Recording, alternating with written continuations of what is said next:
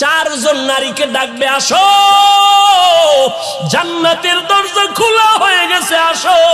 চারজন নারীকে ডাকবে, তোমাদের কোনো হিসাব নাই, তোমাদের কোনো কিতাব নাই, তোমাদের কোনো পেরেশানি নাই।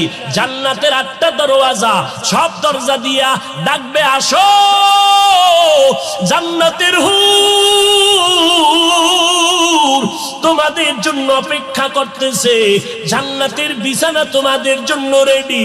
কেন তুই সূর্যের গরম যেন না লাগে, কারণ সূর্যের গরম লাগলে মাথার মগজগুলো টাস টাস করে ফেটে যাবে, একটা সেকেন্ডের আযাব সইতে পারবা না। আসো, কোনো হিসাব নাই, জান্নাতের 8টা দরজা খোলা, কোন দরজা দিয়ে ঢুকবা, আসো। ও এলাকার মা বোনেরা, চারজন নারীকে জান্নাতের 8টা দরজা ডাকবে, এর মধ্যে একজন নারী হবেন আমার নবীর কলিজার বিবি। 2 জন স্বামী বিদায়ের পরে বিধবা 40 বছরের নারী খাদিজা রাদিয়াল্লাহু তাআলা আনহা।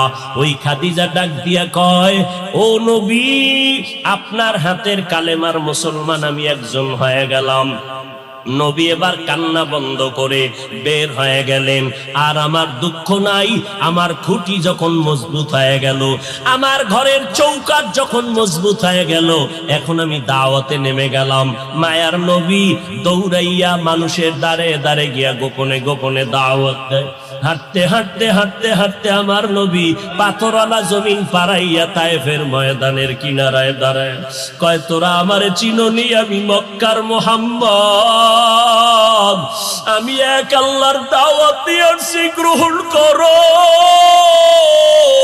এই আসমানের মালিক আমার আল্লাহ, এই জমিনের মালিক আমার আল্লাহ, ওই একটা আল্লাহ, আর কোন আল্লাহ নাই। ওই আসমানের মালিকের পক্ষ থেকে আসছি, কবুল করে নাও। তায়েফের বেঈমানেরা কয়, এটা তো সেই মুহাম্মদ মক্কার পাগল। বাচ্চাদের ডেকে বলে, পাথর মেরে মেরে মুহাম্মদের তাড়াইয়া দাও। যেই নবীর শরীরের মধ্যে মশা মাছি পড়া হারাম, মেঘের খণ্ড ছায়া দেয়, আমার নবী যেন কষ্ট না পায়।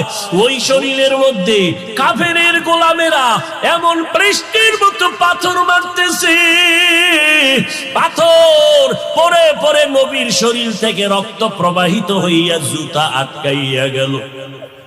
মায়ার নবী কান্না করেন, আর কদম বাড়াইয়া বাড়াইয়া মক্কার দিকে রওনা হলে, আবার যত দূর যায় আবার তায়েফের জমিনের দিকে তাকায়।